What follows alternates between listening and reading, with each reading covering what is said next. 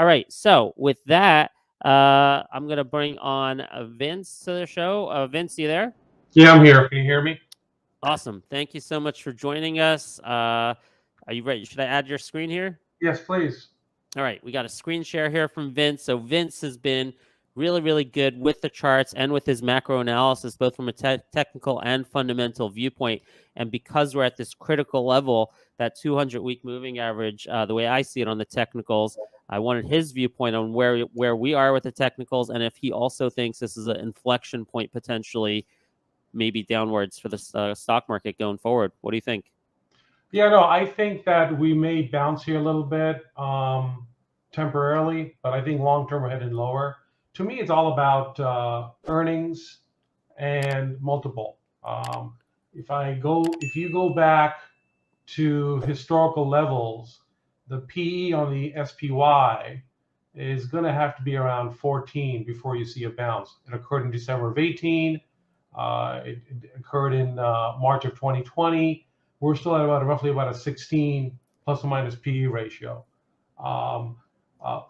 Fact sheet suggests it's probably going to be 220 S&P earnings for the year. So 220 at 14 gets us 3,080.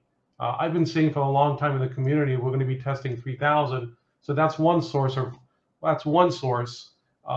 3,000 tests. Let me give you another one. So here is the weekly chart going back to December of 2020. Here is the 200-day moving average. We breached that on Friday.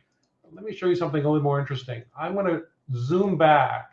This is the S&P going back to the 1920s, 1900s. So let's go back a little bit to the Great Recession. The bottom of the Great Recession was in March of 2009. If you draw a trend line of all the lows, okay, this is in 2015, 2019. We breached it in the flash crash of the pandemic, but I'm still going consistent. We still end up at that 3,000 level. This is a very important level. If we breach this, we're in big. This bull run, this trend line is, if it gets breaking, that's not good. So while we may bounce up and down here in this fan on SPY, hopefully we bounce from 3,000. I do believe now that's assuming we don't have a recession.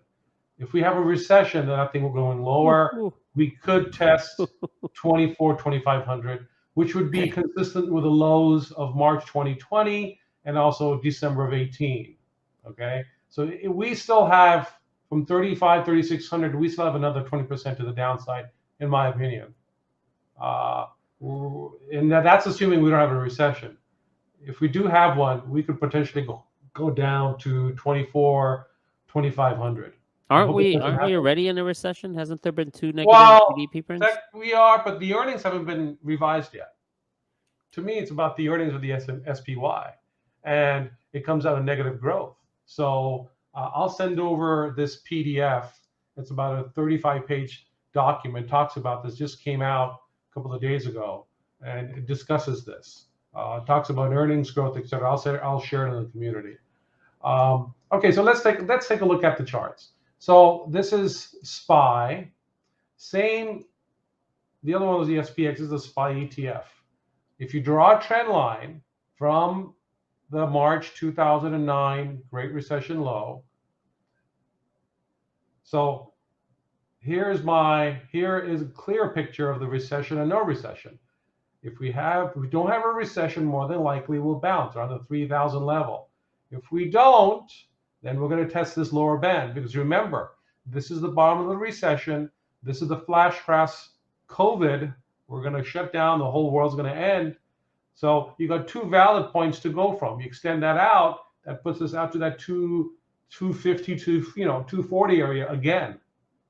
So this is further validation that more than likely we'll probably go test 3,000. Hopefully we don't have a resolution. And this may not happen right away. This is going to happen in 2023. We're not in a phenomenon area where we're going to bounce, we're going to resolve this. This is not going to get resolved until sometime next year. So for the next 6 or 12 months, my opinion is we're going to wiggle down here. You're going to have some, but I think we're going to work. We are slowly going to work our way to 3,000. I'm firmly convinced. That's the SPY. I really like that analysis. I like how you mix the fundamentals and the technicals. That's beautiful. Not a lot of people do that. So that's what we try to support here at StoryTrading. Yeah, You do a great job of that. The charts are essentially a book that tells a story. The story is very simple. The earnings are going, the SPY earnings are going down, and you have recession level multiples you have to look at, which is around 14. I've been saying in the community 14 at 220 or 200 gets you around 24, 2,800, 3,000. I still believe that long term. Let's look at the Dow. Dow, similar phenomenon. You have to go back to the last Great Recession because that's where everyone thinks. I personally think the Dow can go down to 25, 26,000. And that's going to be hitting this long-term 100-day EMEA going back to, for a long time. So let's look at this trend again. So we created this channel. This is pre the Great Recession high and post the Great Recession low. You draw a channel. We are still in the upper band of this channel, okay? When the December 18 meltdown occurred because of the market having upset about the interest rates when Trump first came in, we dipped below. Flash crash, March 2020 COVID, we're here. So are we going to come back down? More than likely. There's nothing fundamentally in the earnings picture or the inflation news or what the Fed is saying that's going to convince me that we're going to be bouncing off 28,200. I personally, again, we could bounce up and down, but this upper trend line has not been breached yet. And until that does, we're going lower. So 24, 25,000 on the Dow. That's my estimation. QQQs. Again, let's go back to the Great Recession, which is right. Actually, this is the monthly. Let's go to the weekly. So on this one, on the QQQs, I only went back to 15 and 18. I could not find any trend because money supply goes up, techs go up. So the curvature is very difficult to analyze. But based on this, based on the 15 bottom, 18, COVID crash, QQQs could go all the way down to 220. They could. Are they going to go? I don't know. It's heavy. The index is heavily weighted on Apple. In January of 2020, on the community, I posted, similar. This was in January. I said similar pullback on Apple gets you 125, going back to 2018. Well, let's look at Apple. I actually now believe we're going lower. It depends. Again, it depends on earnings. Let's go back to the 2018 trend line, upper bands. All right. So this upper band was breached in July of 2020 after COVID, and then they had the stock split and they ran up. It's been in this upper band for quite a time. Now it's breached it. My initial was going to be 125. I think that this is going to now go test 100, unfortunately, and it's my largest position in my retirement. But I believe that it's going to happen now. This does not look good. Again, it depends on earnings. It depends on the multiple. It depends on a lot of factors. But worst case, I probably will not start buying Apple until it comes into this 100 area. I think this 124, 125 is going to get taken out. Unless the Fed comes out and pivots and we have inflation data that says we're retreating and then we get a bounce, then obviously all bets are off. But in the current momentum of things, the way the market is going, with QT and the Fed is not willing to pivot, earnings are going to get hit, and this is going to be a multi-quarter phenomenon. And we may come see in 2023, Apple may end up at 100. Not the best of news, but that's where I see. IWM, again, in the community a while ago, I had posted a chart pre-COVID and the COVID fluff. I don't know if you saw it, but IWM, if it doesn't bounce, you're looking at 120 if we have a recession. Okay. Small caps have actually held up pretty well. Like if you look at ARK, ARK is almost like a beaten down horse. I don't know how much lower it could go. This is a monthly, this is a weekly, it's just hanging out there. This is going to take years to recover, but if it can start showing some momentum, starting getting over 40.50, then I may actually start scaling in here soon, just to throw some money at it, because I think small caps tend to bottom out, and they already have. They've been bottoming. The market's gone down precipitously a lot more than ARK. So I think ARK may be a place to hide out. I think chips are in trouble. AMD is really in trouble. NVIDIA and AMD, and I own these, are in trouble. It's breached all the technical areas that I can think of. This is VWAP from the December 2018 low. That's being breached. This is a weekly 200-day. That's been breached. So then you have to look at the last highs before it broke out, and it was at 59. Well, AMD is at 63. So, this could drop even low. NVIDIA had indicated in the chat group months ago that 120 is coming, and it's already here. You can go back and you can see I put 120 at the bottom. It's already here. Next level for NVIDIA is 80. Now this could only get exasperated if China invades Taiwan, because that's where the central hubs of all the chips are being manufactured in the world. So we still have more pain on the chips. There's nothing that tells me we're going to bounce anytime soon, unfortunately. Amazon is, I think I had a bear flag on this. Let's take a look. Yep, Amazon are forming a bear flag here, so you have to watch it. It may bounce, but if it takes out this 112, I think it's going lower. It's going to test 102.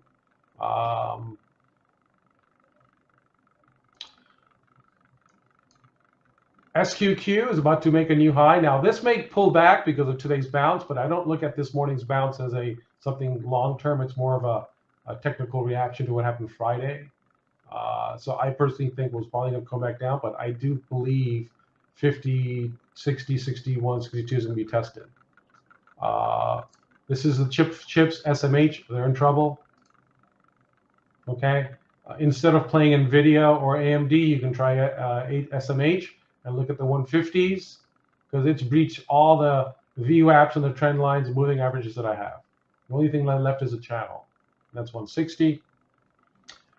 Tesla's in trouble. Unfortunately, in my mind, it's forming a head and shoulders pattern. Shoulder, head. Here comes the next shoulder. You have some. 250 is going to get taken out, that I can tell you. It's bouncing today, but long term, it's just, we'll see. It cannot go over 227, 220. Otherwise, that's a problem, because the next level support's below 200.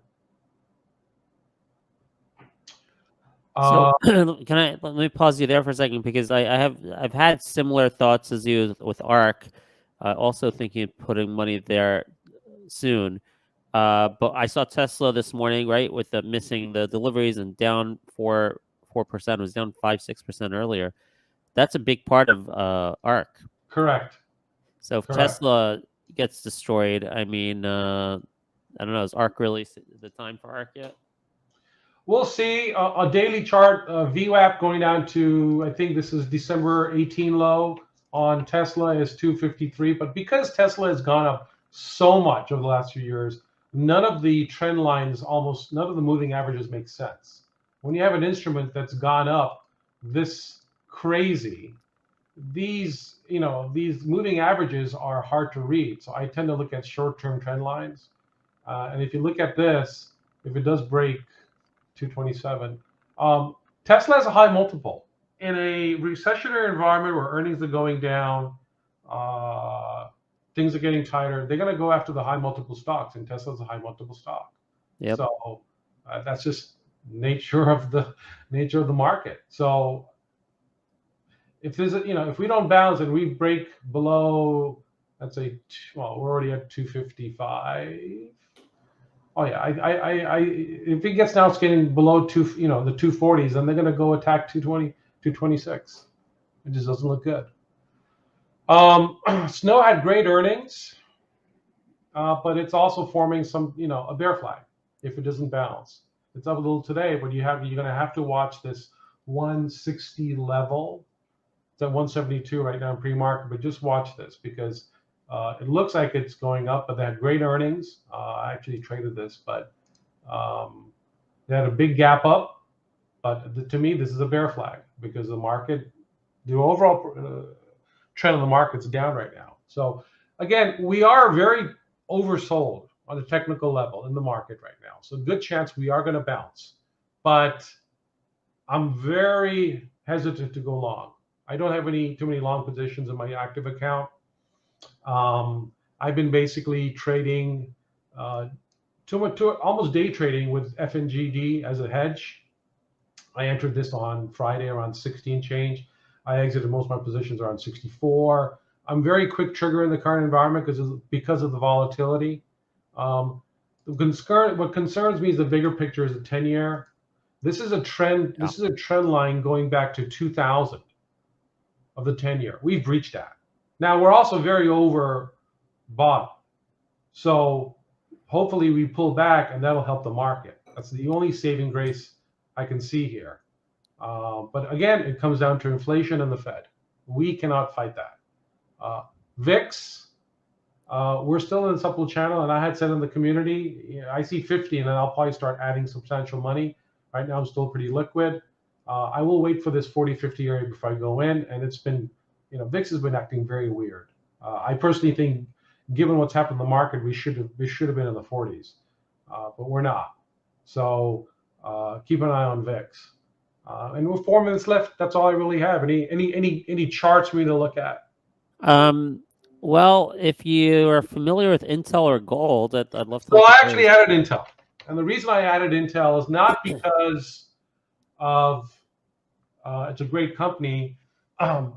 Intel, last I checked, is going to give me a 5.6% yield, and its PE ratio is 5.52.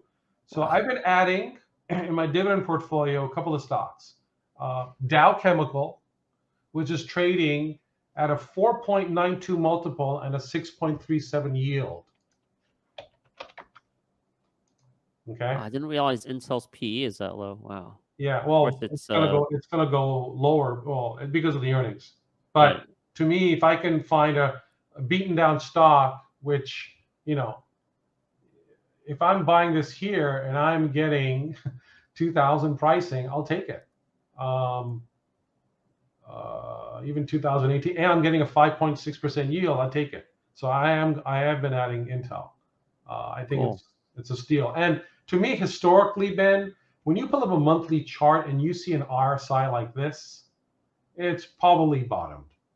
Probably. I'm not saying it's the bottom, but it's bottom. The last time it's hit here was in 2009. If you look at most monthly stocks, it's never. This is a bottom here, but that's kind of beating its heart. It's a wrong indicator. I don't see too many monthlies, but typically when I see an RSI that low, I tend to buy. And this is really, I don't know who you said he bought an Intel, but I like it because of the yield. I'm getting 5.67% yield in this market. I'll take it. So there's a couple of stocks, and I'll share. I think I shared my yield portfolio to the community, but I'm looking at a bunch right now. I'm looking at Dow. I'm staying away from banks, and the reason I'm staying away from banks is so let's talk about the community. Let's talk about the savings. So this is the savings rate. We're at 3.5%. I mean, that's as of July. I think it was August. I think we're in October. I think it's gonna be even low. Okay, and the University of Michigan, it's really bad. I think it's all-time low going back to the 1980s.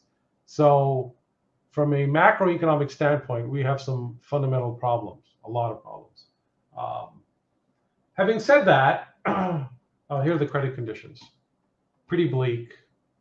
I mean, we're really tight. I'm worried about the banks because there are quite a lot of banks that are throwing up good dividends, but I don't want to touch the banks because if we have a deja vu 2009 moment again, the great 2007-8, the banks were crushed because of the mortgage issue and the subprime.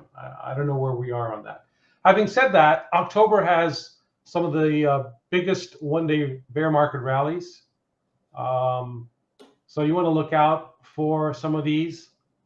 We may get them. So out of the last 14, 5 of them have been in October. So we may get some pretty big bumps in October.